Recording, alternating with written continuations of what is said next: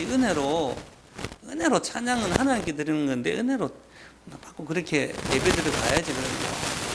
장로님 기도는 더 합니다. 대표기도 하는데 도무지 은혜도 안 되고 듣지도 못하겠습니다. 이렇게 하니까 어머니가 그렇게 말합니다. 네가 교회 가야지. 네가 담임 목사인데 네가 교회 안 가면 누가 설교를 하겠느냐. 목사도 아니죠. 목사님이 성령의 은혜가 없으니까 예배 드리는 것이 힘들고 부담스럽고, 목사가 자기 힘으로 목회를 하고자 하니 찬양대도 마음에 안 들고 반주도 마음에 안 들고 기도도 마음에 안 들고, 여러분 그런 또 목사님이 없지 않다고 합니다. 그리고 또 어떤 목사님은 참 예배 드리러 가면 설교하기 전에 막 안면 받쳐가지고 도무지 예배 힘들어서 주일 아침만 되면 예배가 하나 그런 목회자분이 안타깝습니다. 저는 오늘 기쁘게 예배 설교하러 왔습니다. 저는 기쁘게 감사하고 여러분도 보고 싶어서. 저는 사실 여러분들이 요즘 이렇게 예배 오시는 거 보면 너무 마음이 아파요. 여러분 생업과 여러분 직장 생활 속에서 여러분이 받는 그 압박은, 핍박은 말할 수가 없어요. 왜냐하면 우리가 영적인 존재이기 때문에 알거든요. 대화를 하면 그리스도인들을, 그리고 또 예수 믿는 우리에게 영적으로 악한 사단의 영역에 그 언어와 그 감정과 분위기, 그리고 뉴스거리 하나만 가지고 서로 입에 그 장단 맞추어도 아마 계속 우리는 그렇게 누릴 수밖에 없죠. 그럼에도 여러분, 이 자리에 예배 드리러 오신 여러분들은 하나님께서 특별히 사랑하신 줄 믿습니다. 하나님께서 여러분 사용하시기 위해서, 여러분 조금 부담되는 마음으로 오셨다 할지라도 하나님께서 참으로 여러분에게 놀라운 은혜를 부어주시기 위해서 이 주의를 기억하고 온 여러분들에게 한 주간 그런 모든 환경을 이길 수 있도록, 여러분 모든 관계 속에서 평안의 복음의 신발을 신고 여러분 믿음의 전도자가 될 수 있도록, 복음의 증인이 될 수 있도록 우리에게 성령으로 임하여 주셔서 권능을 주시고 우리에게 참으로 하나님의 귀한 나라를 증가하게 하실 줄로 믿습니다. 여러분 제가 조금 개괄적으로 설명을 드리면, 누가는 의사 선생님입니다. 누가복음을 썼어요. 누가가 알고 있는 성령님, 또 기록하고 있는 성령님, 성령론과 또 사도 요한복음의 성령론, 그리고 바울 사도의 성령론은 조금 다른 건 아니지만은 다르게 표현이 되어 있습니다. 누가는 어떻게 되었는가 하면, 누가복음에 나타나는 그 누가복음과 또 누가가 쓴 성경책이 사도행전이잖아요. 그러니까 누가는 누가복음 4장 16절에 그런 말 기록하고 있잖아요. 예수님께서 이제 성령 세례를 받고 난 뒤에, 충만하고 난 뒤에 예수님께서 눈먼 자들을 보게 하시고, 그저 가난한 자들을 부유하게 하시고, 또 눌린 자를 자유케 하시고, 저는 자를 그저 뛰게 하시는 이런 역사를, 그런 말씀을 누가복음에 하셨습니다. 그때 누가복음에는요, 예수님이 행하는 그 일에 성령님이 어시스트로 나타나요. 예수님이 막 사역을 행하는데 성령이 그곳에 역사하셔서 예수님의 사역을 막 도와줍니다. 맞죠? 그런데 이 사도행전에 보면은, 누가가 썼는 사도행전 보면은 이제 오순절 성령 강림 사건을 통해서 이제는 예수님은 승천하시고 예수님은 부활하셔서 하나님 우편에 앉아 계시지만은 사도 바울을 찾아와서 네가 핍박한 예수라고 존재하시지만, 그러나 사도행전에는 누가 주도권 가지고 있는가 하면 성령이 주도권이 돼가지고 성령이 모든 걸 주도하는 거예요. 성령이 임하여 가라사대, 성령이 말하게 하심으로, 성령이 임하셔서 성령의 기름 부으심으로 성령 안에서 말하면 성령이 주어가 되는 것입니다. 그래서 이 누가복음의 성령론은 어떤 의미가 있는가 하면, 성령이, 여러분 누가의 성령은 있는가 하면 사도행전에 보는 것처럼 이 성령의 세례를 받으며 성령 충만을 받으면서 이걸 나타내는, 사역하는, 증인되는 이곳에 쓰임받는 그 부분을 누가복음과 사도행전에 기록해 놓았다는 사실입니다. 여러분, 이 성령 세례에 대한 부분은 사도행전 1장 4절에 보면은 약속한 것을 기다리라 했는데 열흘이 지나서 그들이 오순절에 그 성령을 받잖아요. 받고 난 뒤에 이제는 그들이 성령을 임재하는데 그것이 성령 세례이면서 그것이 성령 충만으로 가서 방언을 하고 이런 역사가 일어난다는 거죠. 자, 두 번째로는요, 요한복음에는 진리의 영이 오시면, 지혜의 영이 오시면은 이 요한이 말하고 있는 성령은 뭔가 하면 옆에서 계속 파라클레토스, 변호해주는, 올 것이다, 올 것이다, 올 것이다. 어떻게 오는? 지혜로 올 것이고 모든 것을 깨닫게 해줄 것이다 하고 요한은 계속 선포하고 예언적인 의미에서 그렇게 말하고 있습니다.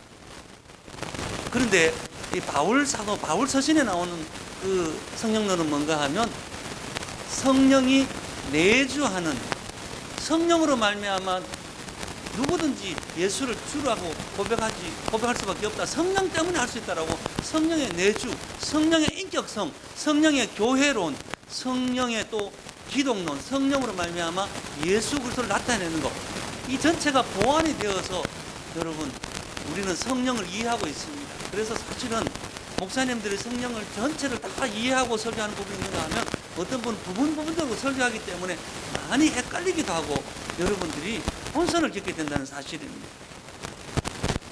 여러분, 오늘 제가 성령 세례를 여러분 받아야 합니까? 라는 제목을 한 것도 사실은 여러분 우리 합동측 이 장로교에서는 성령 세례에 대해서 그렇게 인정하지 않습니다.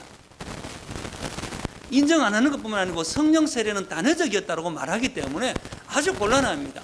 그래서 성령 세례는 우리가 예수 믿을 때에 물 세례를 받을 때 이미 그때 임했다라고 해버리기 때문에 성령 세례로 외적인 증거로 나타났던 이 누가복음과 사도행전에 나타난 그런 모든 방언이며 예언이며 지식과 지혜의 분별의 은사들, 믿음의 역사들, 이것에 대해서 설명할 길이 우리 장로교는 없는 거예요. 제가 지난밤에도 성령 세례를 받아야 합니다라고 써놨다가 기도하던 중에 어쩔 수 없이 여러분 이 방송을 보는 분이나 여러분 중에서도 우리는 장로교인데 뭐 순복음이나 다른 것처럼 성령 세례 받아야 되는 그거를 꼭 필요 조건으로 생각하지는 않는데 이렇게 할 수도 있다는 거예요. 여러분, 그러나 제가 이 언어 속에는 함축적으로 성령 세례를 받아야 합니까? 받아야 됩니다. 오늘 18장 24절의 말씀 가운데 보면 이런 말씀이 있죠. 알렉산드리아, 여러분 여기는 학문의 도시입니다. 아볼로라는 사람이 있는데 이 아볼로는 고린도 교회에 있죠. 바울파, 아볼로파, 게바파, 그리스도파, 아볼로파가 있을 정도로 아주 유명한 사람입니다. 이 사람이 유대인인데 에베소에 이르렀는데 이 사람은 언변이 좋고 성경에 능통한 사람입니다. 공부도 많이 했고 말도 잘하고 그리고 성경을 잘 합니다. 25절에 한번 볼까요? 그에 대한 칭찬은 일찍이 주의 도를 배워서 열심으로 예수에 관한 것을 자세히, 예수님에 대해서 자세히 가르치지만 요한의 세례만 알따름이라. 이 사람은 교회에서 교사고 사역자고 교회의 지도자이지만은 요한의 세례만은 가지고 있었다. 이렇게 말하고 있습니다. 그런데 여러분, 이 성경에는 세례 요한이 말했죠.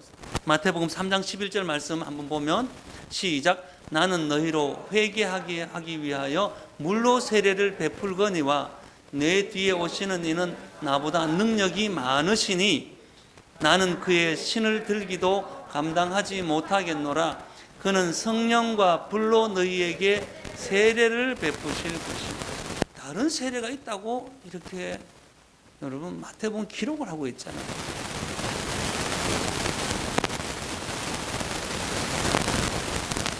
아볼로는 우리 전에 읽었던 것처럼 예수님에 대해서 잘 가르치는 사람이었지만은 이 사람이 요한의 세례만 알았기 때문에 성령의 세례를 알았다 몰랐다 몰랐다는 것이죠. 여러분 18장 26절 말씀 가운데 보니까 한번 볼까요? 시작. 그가 회당에서 담대히 말하기 시작하거늘 브리스길라와 아굴라가 듣고 데려다가 하나님의 도를 더 정확하게 풀어 이르더라. 아멘.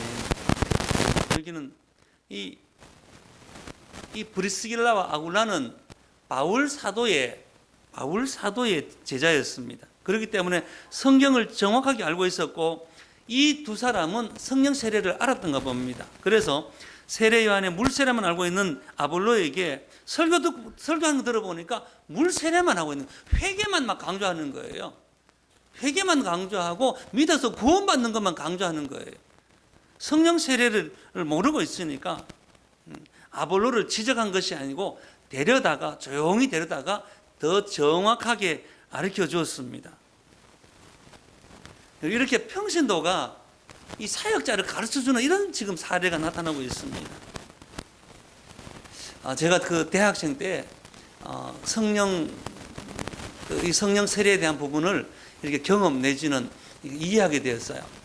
근데 그 많은 목사님들이 계셨지만은 특별히 저를 지도하지 않고 저에게 대화를 안 해주셨는데 그저 제가 막 찬양하면 그 찬양하는 가운데 그 말주변에 없는 제가, 그리고 또 음악을 또 잘 못하는 제가 예배인도 하면은 사람이 울고 여기 역사가 나타나는데 잘 이해를 못하는 거예요. 그래서 나는 그게 잘하는 줄 알고 여기저기 쫓아다니면서 이런저런 기도원 가서 그저 사역을 하고 이럴 때 있었어요. 그런데요, 철야기도 갔는데 그 당시에 지금 돌아가셨습니다.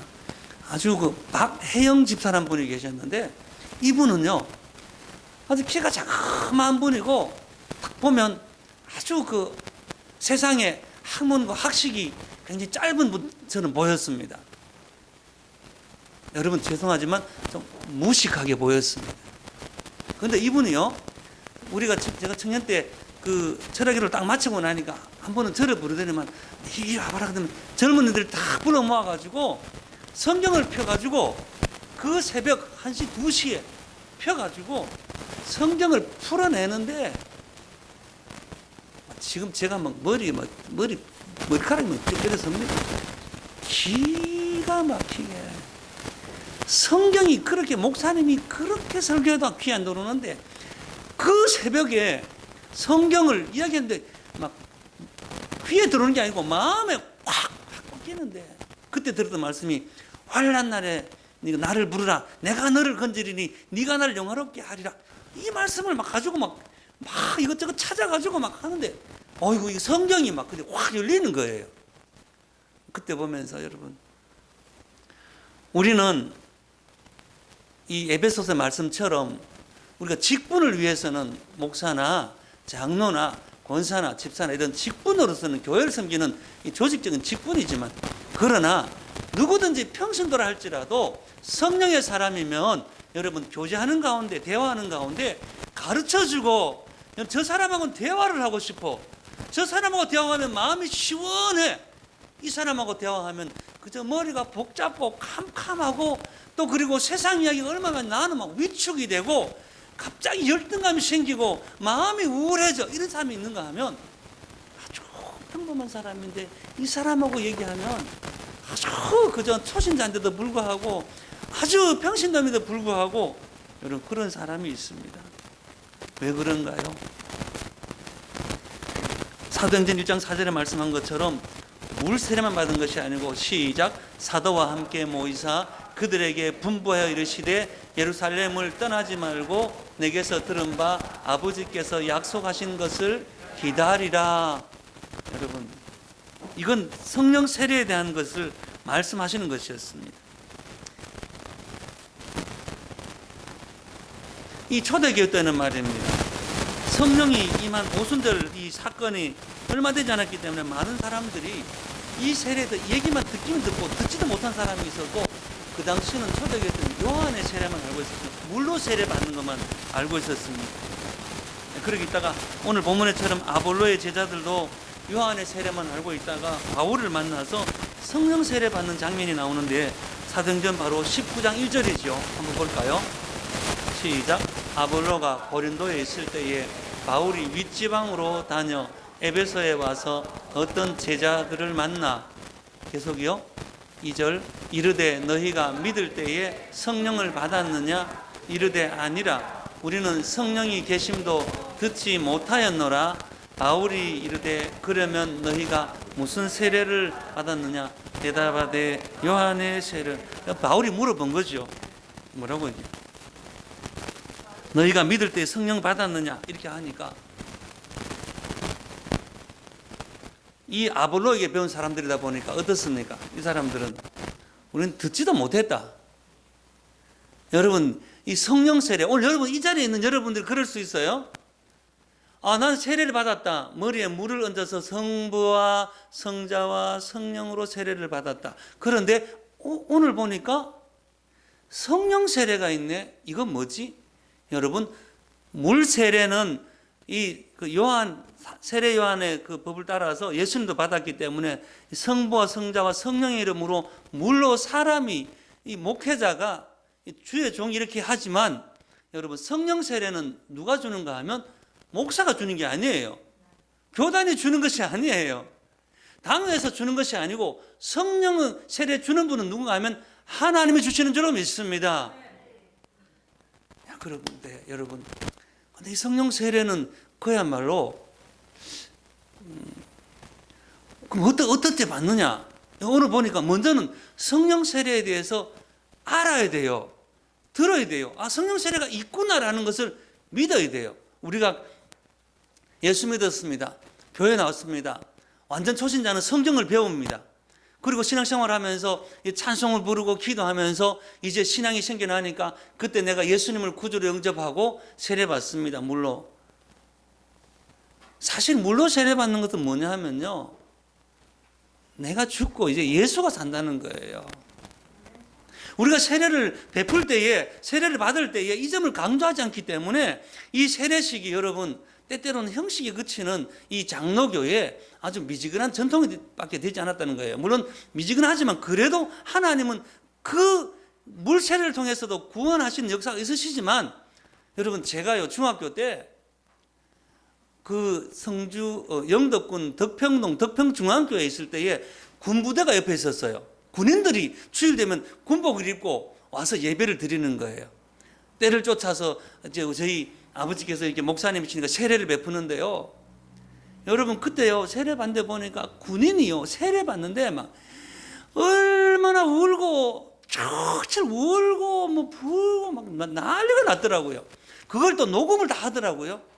나중에 보니까요 방송에 나오고 신문 나오고 있는데 지금 거의 총회장 후배까지 올라가는 민찬기 목사님이라는 분이 있는데 바로 그분이 목사님이 되어 있더라고요. 여러분 저도 사실은 유아 세례를 받지 못해서 고등학교 때 세례 받았는데 그때는 정말 그냥 아주 평범하게 받은 것 같습니다. 어떤 분은 세례를 받을 때에 물 세례를 받을 때에 뭐 눈물이 넘쳐나고 성령이 충만해서 여러분 진짜 그 세례 받는 그 순간에 물 세례 받는 그 순간에 거듭남을 경험하는 그런 사람이 있습니다. 그런데 대개가 여러분 대개가 물 세례를 그냥 받는 것으로 그냥 그치는 사람이 있어요. 우리 장로교인들이 많이 그렇습니다. 여러분 그렇기 때문에 여러분 오늘 말씀드리는데 여러분 오늘 이 성경에 사도행전에 있는 말씀처럼 여러분 성령 세례에 대해서 들어보셨습니까? 성령 세례를 받으셔야 될 줄로 믿습니다. 성령 세례를 받아야 된다는 것은 요한복음 3장 5절에 그렇게 말했죠. 시작. 사람이 물과 성령으로 나지 아니하면 하나님의 나라를 들어갈 수 없느니라. 성령으로 세례 받아야 된다. 여러분 오늘 우리 앞에 화면 한번 넘겨보시면 바울이 그들에게 안수함에 성령이 그들에게 임하심으로 방언도 하고 예언도 하니, 아이고, 이 에베소 교회에 이 12명의 제자가 있었는데 안수하니까 방언하고 예언하면서 그들에게 뭐가요?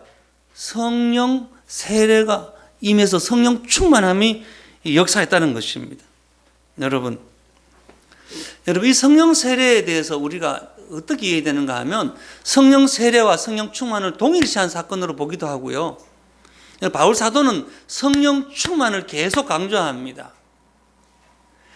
우리 에베소서 5장에도 있잖아요. 그죠? 우리가 세상에 취하지 말고 성령 충만을 받으라고 하잖아요. 그죠? 오늘 저 여러분들은 물 세례를 받았기 때문에 성령 세례도 받고, 성령 세례 받은 사람은 또 어떻게 해요? 성령 충만을 위해서 계속 구해야 될 줄로 믿습니다. 성령 세례는 바로 누가복음 사도행전은 성령 세례는 성령 충만으로 이어져서 예수님을 증거하는 그런 사역을 하는, 선교하고 그야말로 교회가 세워지는 그런 교회 복음을 전하는 그런 사역을 한다면, 이 바울 사도에게 나타나는 이 성령 충만은 뭔가 하면 성령의 내주, 인격성, 성령의 열매. 여러분, 잠시 제가 막간을 위해서 말씀드리면, 성령 세례를 받고 성령 충만 받은 사람은 여러분 심한 고통과 영적인 진통을 겪을 수밖에 없습니다. 왜냐하면 하나님 나라에 이 성령의 세례를 받은 사람은요, 이 영적인 부분이 이제 깨어났고 살아버리기 때문에 영적으로 여러분 성령의 기름 부으심에 대해서 이해한 사람이기 때문에 이 사람은 살아갈 때에 정말 쉽지 않아요. 세상적으로 보면은 정말 세상의 법과 계속 싸웁니다. 외로운 싸움이 계속됩니다. 고독합니다. 부모님과도 부딪힙니다. 부부간에도 부딪힙니다. 형제간에도 부딪힙니다.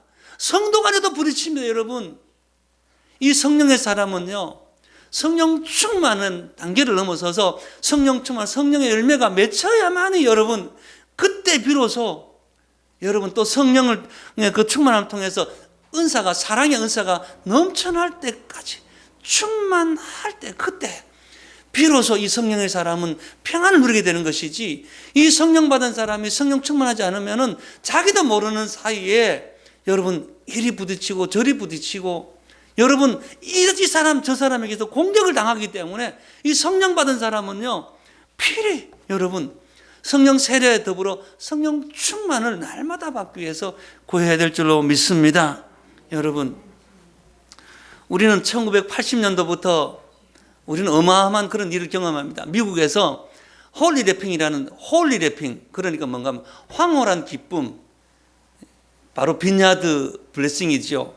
예배 드리는데 이 성령의 기름 부심이 딱 있어버리니까 사람들이 그냥 웃는데 막 입꼬리가 올라가서 막 입이 찢어라고 웃는 거예요.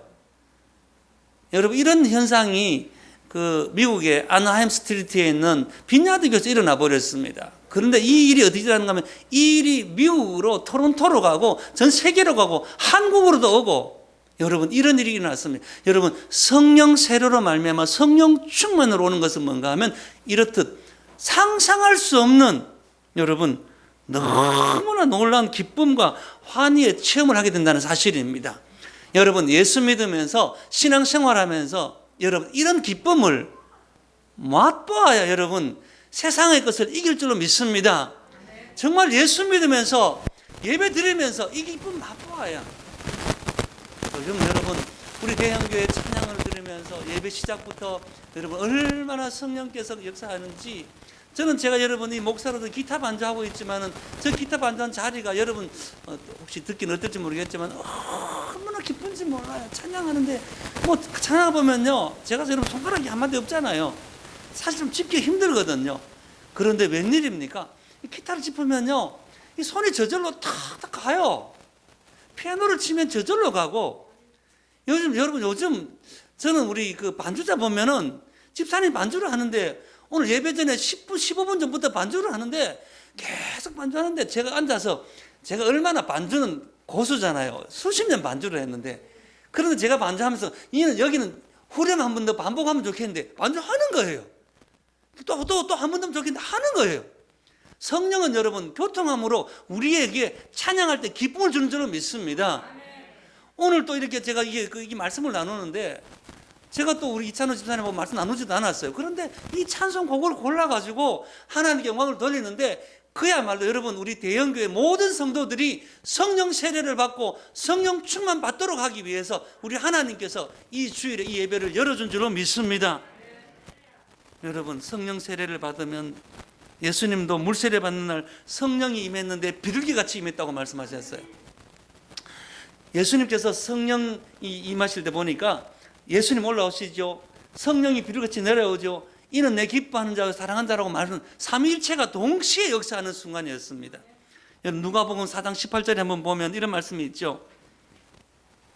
시작. 주의 성령이 내게 임하셨으니 이는 가난한 자에게 복음을 전하게 하시려고 내게 기름을 부으시고, 계속이요, 포로된 자에게 자유를, 눈먼 자에게 다시 보게 함을 전파하며 눌린 자를 자유롭게 하고, 또 계속이요, 여러분, 오순절 날이 이미 이름에 그들이 다 같이 한 곳에 모였더니, 여러분, 조금 전에 그 예수님께서 말씀하셨던 이 역사가, 여러분, 사도행전 2장 2절 볼까요? 시작. 호련히 하늘로부터 급하고 강한 바람 같은 소리가 있어 그들이 앉은 온 집에 가득하며 마치 불의 혀처럼 갈라지는 것들이 그들에게 보여 각 사람 위에 하나씩 임하여 있더니 그들이 다 성령의 충만함을 받고 성령이 말하게 하심을 따라 다른 언어들로 말하기 시작하니라. 아멘. 여러분, 성령이 임하면, 지난주 말씀드렸죠. 우리가 권능을 받고인데 어떻게 권능 받냐? 성령이 임하면, 성령의 임하심이 뭔가 하면 성령의 세례, 성령의 충만, 곧 그 성령의 세례 충만으로 말미암아 여러분, 가난한 자에게 복음 전하게 하기 위해서 내게 기름 부어 주시고, 여러분, 이 기름이 내게 부어졌다. 우리가 자주 말하잖아. 이 기름 부으심은요, 우리가 말하는 거 이렇게 기름 말하는 것처럼 뭔가 하면, 이 기름 부으심은 옛날에 왕과 제사장 선지자에게 하나님이 쓰시기 위해서 기름 부음 받는 거예요. 기름 부음 받고 나는 그저 막 너무 황홀로 있는 것이 아니고, 기름 부음 받으면은 쓰임 받아야 되고 저절로 사역을 하게 될 줄로 믿습니다. 성령이 충만하게 되면요, 저절로 이 사역을 하게 돼요.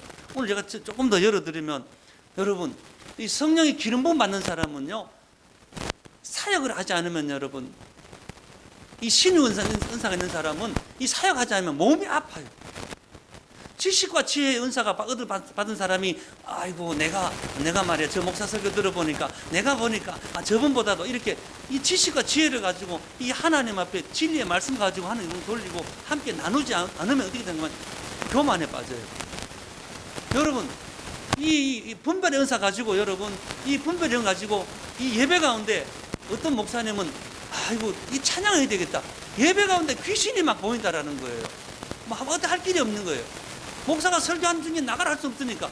그래서 어떻게 하면 찬송 불러달라고 찬송을 부르자고 막 그런 걸 구제 십자가 부르고. 여러분, 분별 은사한 사람 어떻게 되냐합니까? 여러분 자리에서 이 예배 가운데 예배가 흐트러짐을, 예배가 방해되는 요소를 끊어달라고 중보해야 되는 그 자리에 있지 않으면, 분별을 은사 가진 사람은요, 자칫 잘못하면 여러분 영을 분별하긴 하지만 귀신의 역사 가운데도 쓰임받을 수밖에 없는 거예요.